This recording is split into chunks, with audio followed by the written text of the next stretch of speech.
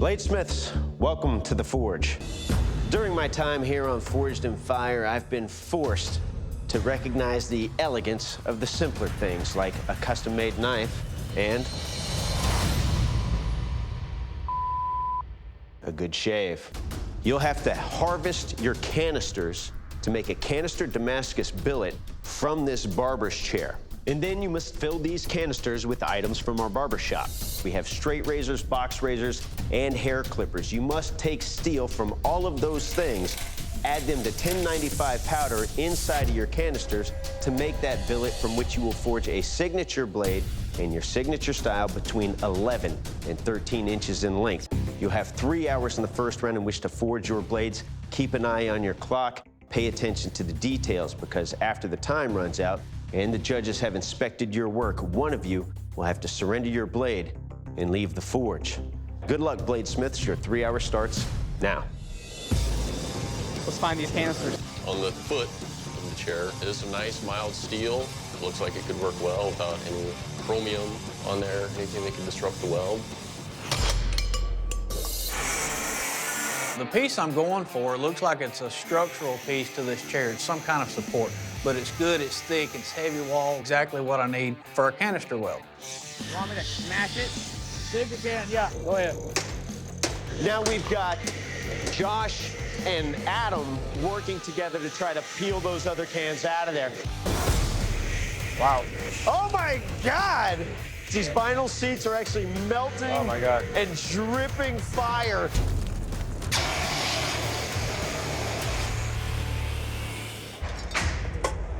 Take that now. Are you sure? Yeah, go ahead.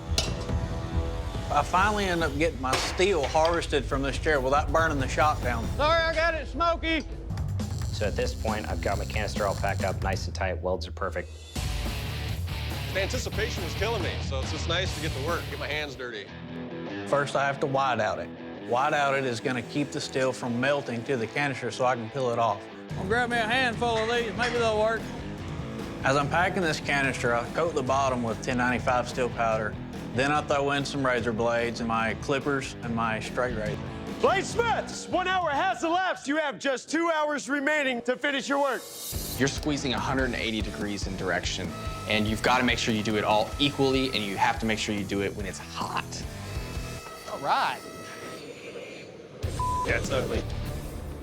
I notice as I'm using the press, the front half of the billet is working a little easier than the back half, so I'm worried that the front half is not welded up and the back half is, which could leave me with enough material to make a blade and sacrifice the front half, or not. Woo! I'm feeling pretty confident that I have the thing, up to welding temperature all the way through. And then I go to the power hammer. Wow, that thing moves metal.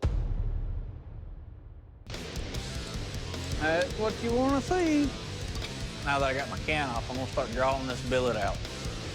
Working it slow, trying to keep any cracks out. I notice quite a number of very large cracks, and that's just not good. Right there. No. There are some serious deep cracks in my billet. If I try to pound a blade out of this and I don't fix it, it's just gonna crack in half. I'm gonna have to restart. Time's running out. I need to hurry up. I can't afford to take anything slow. Oh, it's still wet. Whoa, man. It's like somebody threw a handful of gunpowder in there. Yeah. My blade's coming out to shape. I'm starting to feel good. I go ahead and I quench it, file test it to make sure it's hard. Ooh, that's not very hard. Do it again.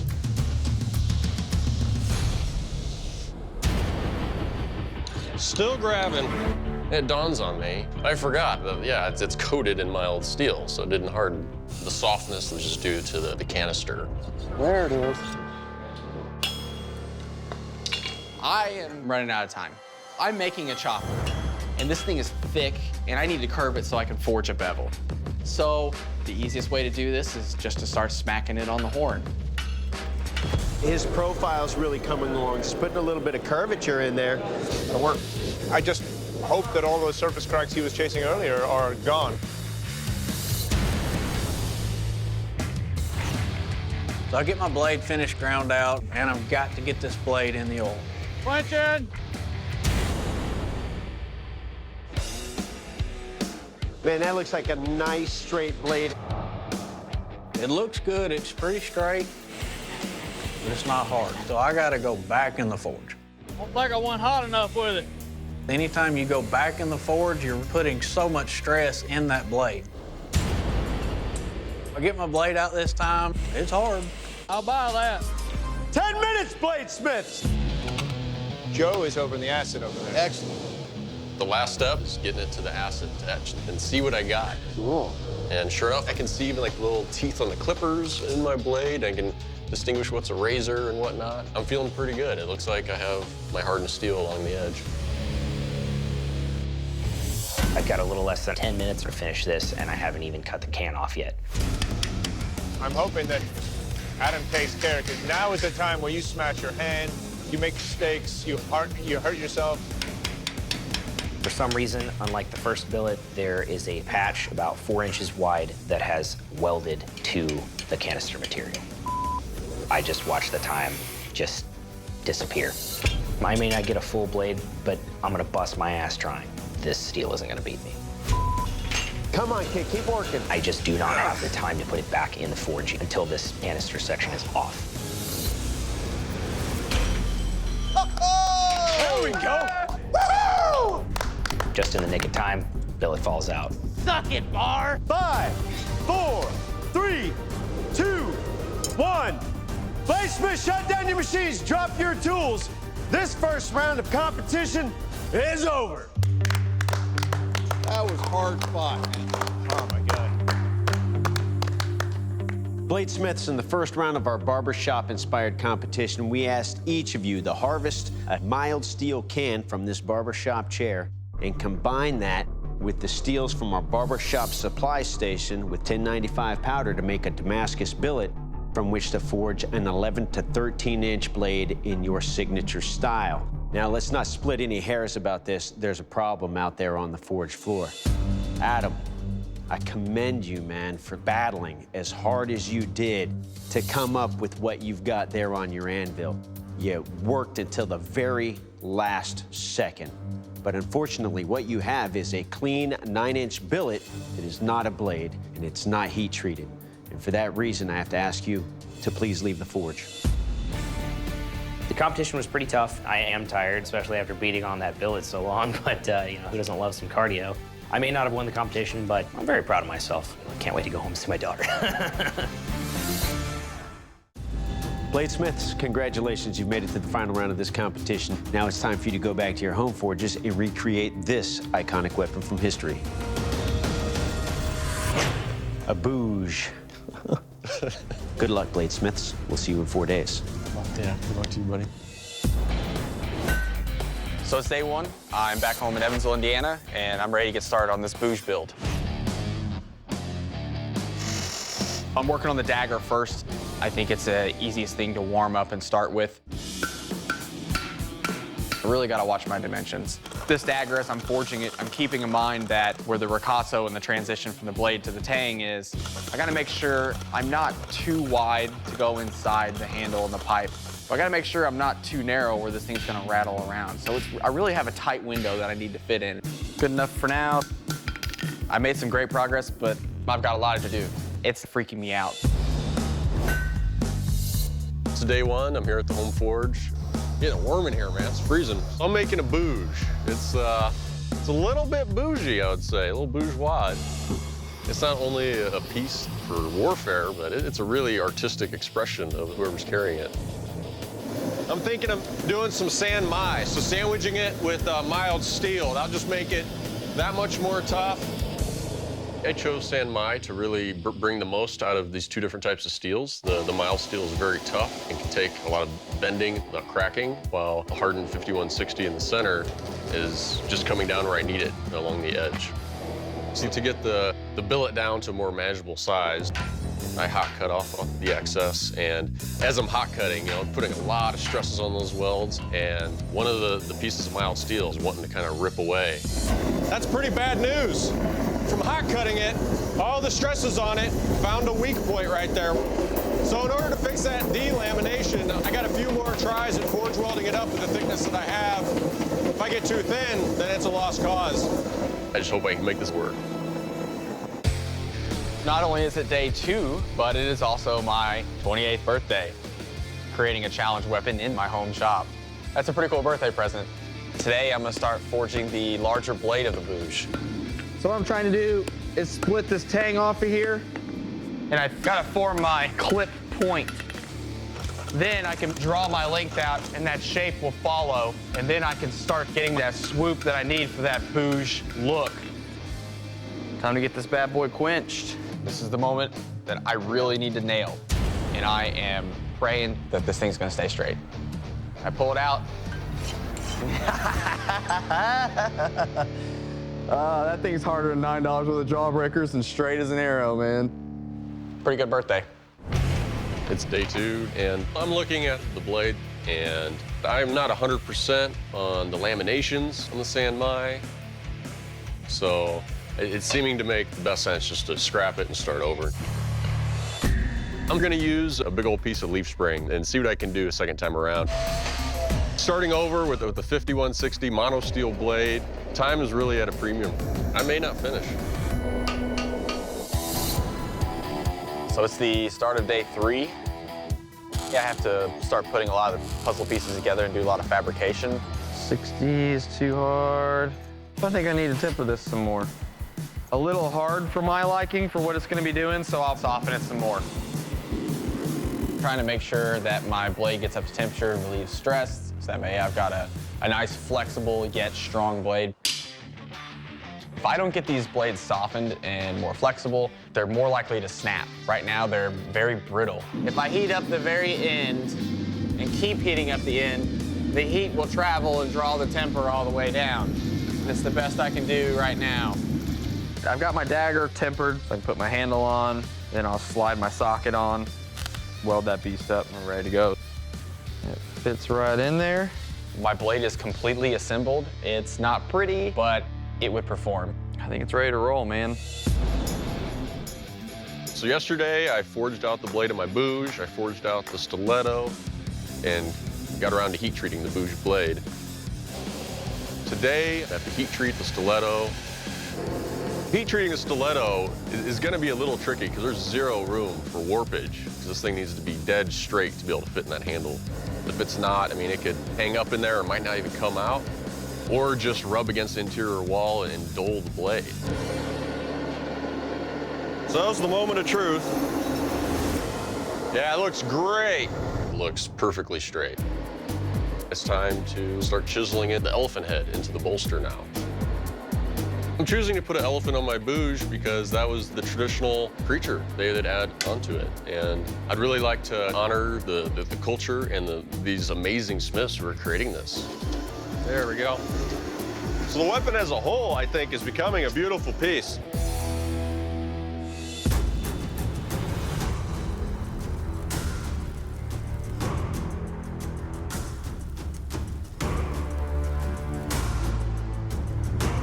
Joe, Benton, welcome back to the Forge. You fellas have had 4 days at your home forges to work on your Bhuj with hidden stiletto blade. Joe, how did it go? It went well. My blade's made out of leaf spring, got a coil spring stiletto, and some etched design work on there. What about you, Benton? I feel like my build went well. My blade's out of 5160, and my stiletto is 1084. It was a tough build, but I feel great about it. Well, gentlemen, only one of you can be the Forged and Fire champion, and to determine which one of you it will be, it's time to test them. There will be a strength test, a sharpness test, and up first, the kill test. Doug? Bladesmiths, welcome to the kill test. Your Bhujes look beautiful, but are they deadly? Well, to find that out, I will take your weapon and deliver killing blows on 2 pig carcasses.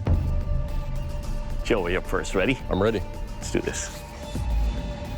My heart's racing, my knees are rattling. I just feel like anything can happen.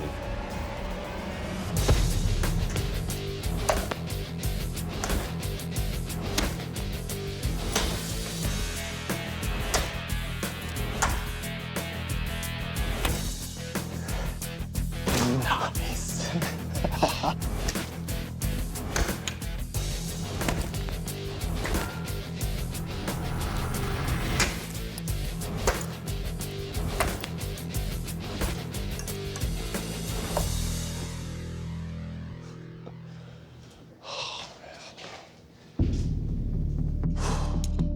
First up, this blade is sharp. The point is easy enough to get into the carcass and slash on the way out. It's got a great feel to it. Nice stiletto. There's even a handle that you put on this so it gives a nice look to it. Overall, sir, this Bhuj will kill. Thanks, Doug. All right, Benton, are you ready to ham it up? Ready to rock and roll. Let's do this. Joe's Bhuj performed incredibly. It split that pig in half. And now it's my turn and I'm terrified. I've never made this style of weapon before. I've never been able to test this kind of construction. I just don't know how it's gonna hold up.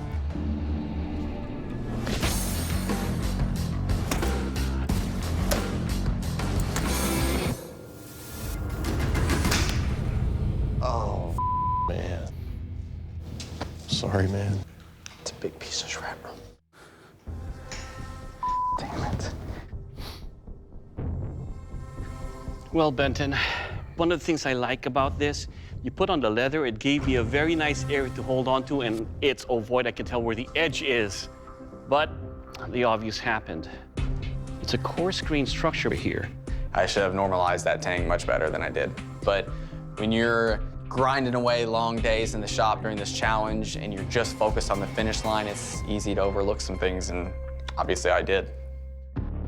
Well, Ben, any warrior knows that if you leave a piece of shrapnel that big in a target, it's deadly. However, a warrior also knows that his weapon needs to be strong, and your blade has suffered a catastrophic failure in our very first test. And therefore, you cannot move forward in this competition. Come on, brother. Did a great job, man.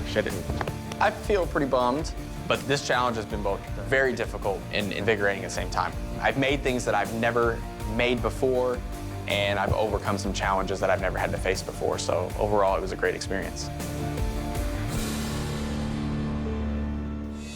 Joe, your blade is sharp, deadly, and strong, and you are the new Forged and Fire champion, and that's a title that comes with a check for $10,000. Good job. How you feel right now? It's a little surreal. I'm a Forged and Fire champion. I won, but, you know, it'd have been nice to win after the 3 tests. But this has been a totally unique opportunity. It's really a big affirmation of my abilities. Yeah, it's amazing.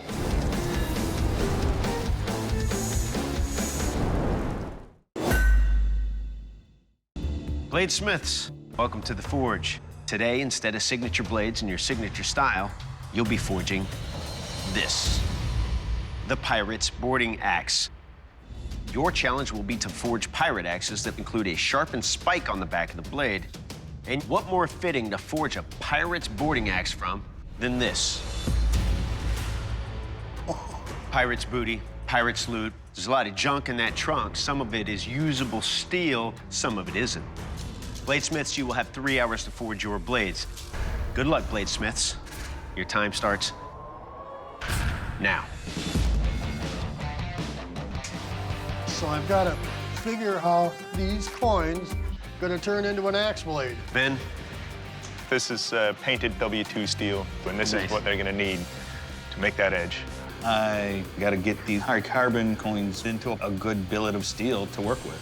I am scared less. This challenge is going to be difficult because I have to take each of these coins, forge weld them together. My plan is to make the axe out of a stack of about 10 coins, and then make the spike out of 4 coins.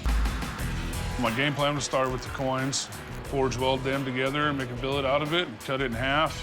Then I'll stretch it out for the blade edge, and then forge a spike out of the rest of it. I've never made an axe. The forge weld is very critical, because if you don't have a good forge weld, you're not going to have a good axe. Right now, I'm forging both the spike and the hatchet head itself. As I'm working on my axe head, I'm letting my spike heat up, and then I switch them out, and vice versa, keep going. I cannot get these coins to weld together. I'm frustrated. I'm spinning my wheels. It's not working at all. And this is just, it's not what I'm here to do. I'm scrapping it. No! Oh, Lord. Yeah. He's gonna start again? Damn it. Joe's very erratically setting welds on that axe base. on that something. I'm trying to forge out the axe head and try to get it to shape. There are two bladesmiths that really seem to be struggling. If I don't figure out a way to fix this, it's gonna come apart. I'm worried that I'm not gonna be able to finish this blade. The guts of the axe head are spreading, and every time I try to close it, it just springs back up. I'd be surprised if all of those welds are pretty. No time to start bull run whatsoever. And decided that I would grind away what I didn't need and then weld the seams together. You have 30 minutes remaining to finish your blades. I've got some D-lamps on the edge of my axe head, but I don't think that heating them and power hammering them will get me anything more. Well, a quench is always nerve-wracking, especially I use mild steel and forge weld the high carbon steel to it. The mild steel will shrink at a different rate than the high carbon steel, so if the forge welds aren't perfect, it could just rip itself apart. Did Jason just quench? He quenched the spike, which is smart because you can keep that out of the way of the fire when you do the blade. Got a pretty good-looking blade over here coming out of Seth. All of a sudden, Seth just magically appeared out of nowhere. I was feeling behind, but caught up to myself. I'm seeing good solid welds along the edge. Let's get it quenched. Seth is in. With a very, very hot. Whoa! Let it stay, man. Everything looks good and straight. Woo-hoo. This thing ought to be pretty badass. Over here, Joe. Hopefully he can turn this around. I definitely hit a wall trying to widen out that axe head. I'm exhausted, feeling the heat right now. I'm gonna quickly quench this, that way I can at least get a hardened axe head and a hardened spike. This is not an ideal scenario at all. I only have seconds left, and I'm trying to get this axe head and this spike welded together. I'm doing everything I can just to at least turn something in. I'm not gonna give up. 5, 4, 3, 2, 1. Drop your tools, shut down your machines. This round is over. I've done everything I could do, and it's up to the judges and the pirate gods right now. I don't want to walk the plank because I swim like a stone. Bladesmiths, taking that pirate's treasure and turning them into fully functional boarding axes. I mean, that's a hell of a task. Now it's time for the judges to take a closer look. Seth, you're up first. Please present your blade to the judges. Right off, it's light. This is going to make something that you can actually wield, as opposed to a boat anchor with an edge on it. The spike is wicked. The only issue I really have is at the outside edges of your blade, that mild steel goes all the way to the edge on one side. It doesn't on the other side. So I'm sure you could grind that down to where that hardenable steel is, so that entire edge is that hard steel. All right, Jason, you're up. Please present your boarding axe to the judges. What I'd love to see is some refinement. Refine that spike, clean out that eye so you can get a good fit to whatever half you put on here. But this is all good, solid, hard steel up here, which is great. Thank you. It's not just utilitarian, but it's really combative with the things that you can do with this, with the hooking features of this. Definitely, it's a boarding axe that I can just do wonders. I like it. All right, Stephen, you're up. Please present your boarding axe to the judges. It's quite rough looking. It's got a lot of gaps in the forge welds here. In the spike here, it's held on by MIG welding on one side, and there's not really anything on the other side holding it together. Something in there is loose. If you move forward with this, you might want to think about filling in some of those welds. Clean it and fill it. Yes, sir. All right, Joseph, please present your boarding axe to the judges. Unfortunately, I don't know how to judge this as an axe. There's no eye at all. The blade is kind of spatulate instead of being axe-shaped. It does have a spike, but it's held on by a couple of dots of MIG weld. I mean, I could probably just snap this right now.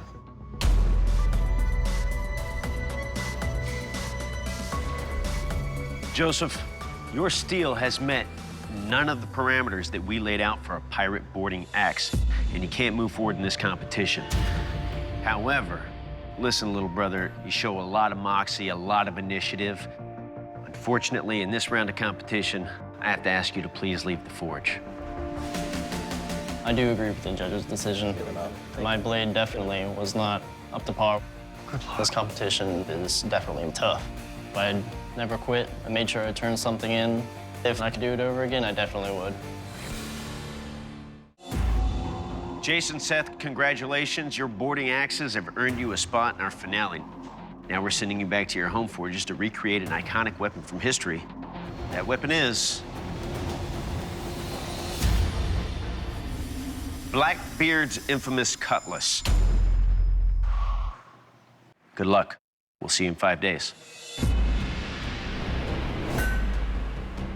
I'm feeling pretty excited to be back in my home forge. Today I'm gonna be making 2 different kinds of Damascus.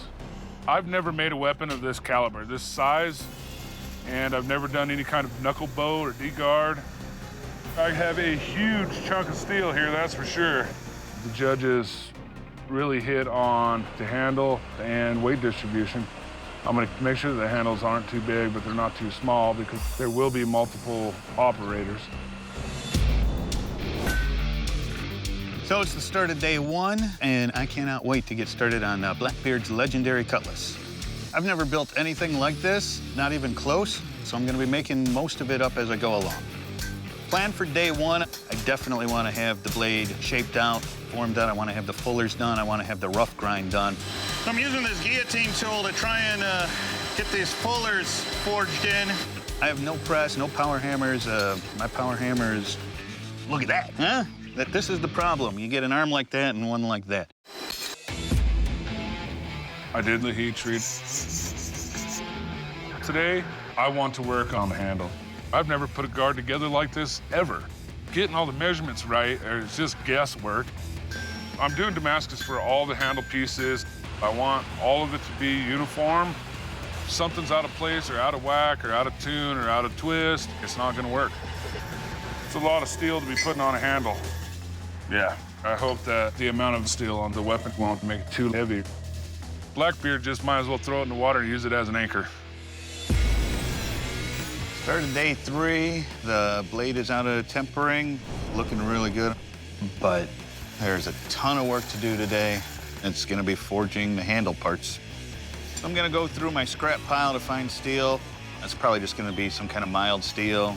And the plan is to take it one piece at a time and forge it as if I was forging a jigsaw puzzle. The guard bone's connected to the knuckle bow bones, connected to the rear quillian bone. It's gonna be an interesting forging process. Even though it's gonna be cheesy and campy, I'm making the clamshell guard look like clamshells. This morning, got a lot of grinding to do on the blade and shaping the handle. I want to do a robust edge on it. I want to keep it thick so it doesn't get broke up so easily. I bent my guard out to get the heat treat right, and now I got to bend it back in. We'll see how good my temper is. Ooh. I just broke my knuckle bow. This is not how to get into the final day. It's hard. I think it's going to be a pretty good struggle trying to get it together. What I'm gonna do is shorten out my knuckle bow, get it into position to where I need it. Maybe breaking it was a blessing in disguise. I got to rework the knuckle bow the way I wanted it to make it prettier. I like it. My sword is all together. It's all one piece now. It's a cutlass. It's Blackbeard's cutlass. Heavy-ish. Bladesmiths, to test the lethality of your cutlass, I'm going to inflict lethal wounds on these ballistic dummies. Jason, you're up first. You ready? I sure hope so, Doug. Let's do this.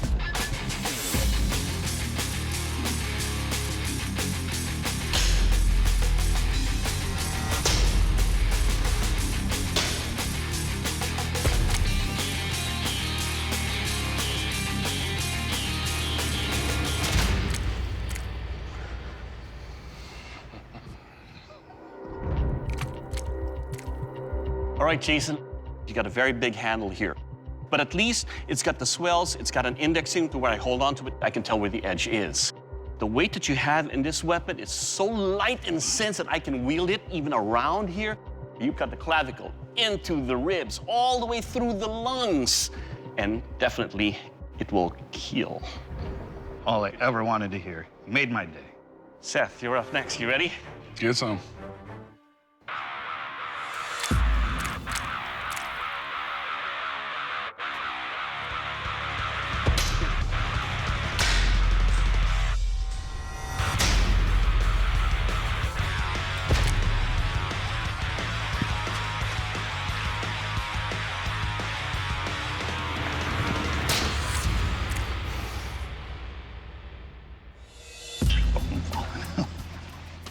All right, Seth, your sword is forward heavy without a balance coming back. I don't know whose shoulder's gonna hurt more. The dummies are mine, but your weapon, sir, will kill. Thank you. Test the strength and durability of your swords. I'll be chopping through these bones and then attacking that peg leg. Now remember, this test is not about what your blades do to these targets.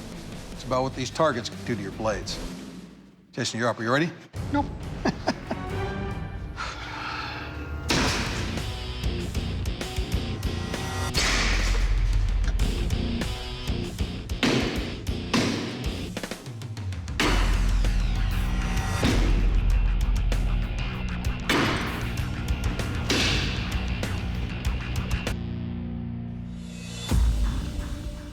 The balance of your weapon is really nice, which is surprising because you've made a two-handed cutlass.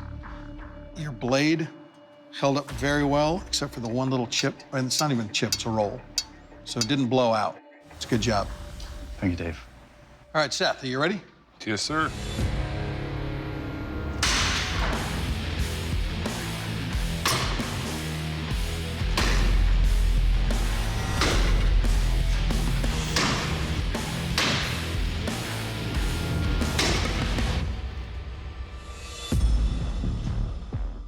All right, Seth.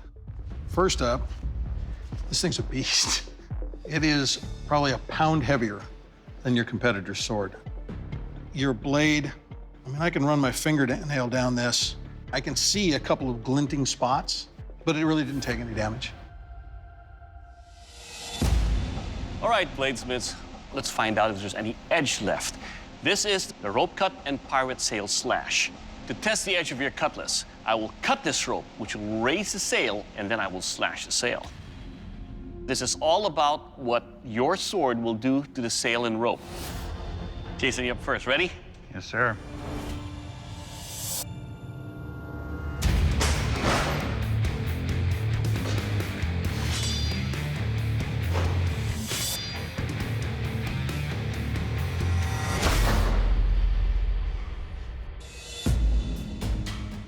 Alrighty, Jason. Your edge cut through the rope easily and cuts with every part that the edge met on this pirate sail. Overall, sir, your sword will cut. Awesome. Seth, how you feeling? Feeling good. Let's go. Let's do this.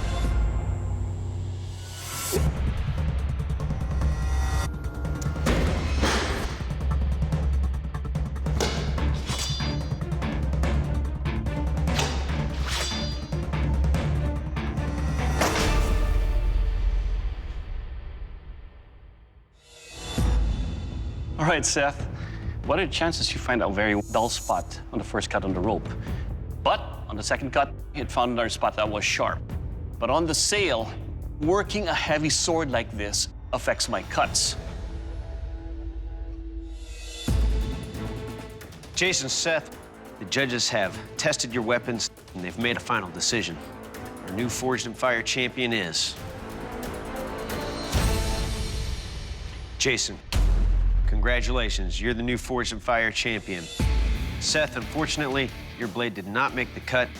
Seth, your weapon was significantly heavier and it had a stout edge that underperformed on the sharpness test.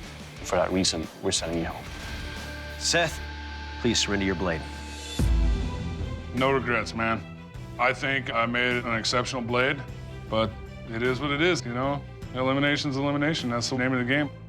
I'm proud of myself, but I don't feel as good as I would have if I had won. Jason, congratulations. You are our new Forged and Fire champion, and that's a title that comes with a bundle of bullion that's worth 10 grand. How you feeling right now? Come on, that's incredible. Please present your blade to the judges. What? Forged and Fire champion? I don't know how to respond because I never expected to be here saying that. I don't know.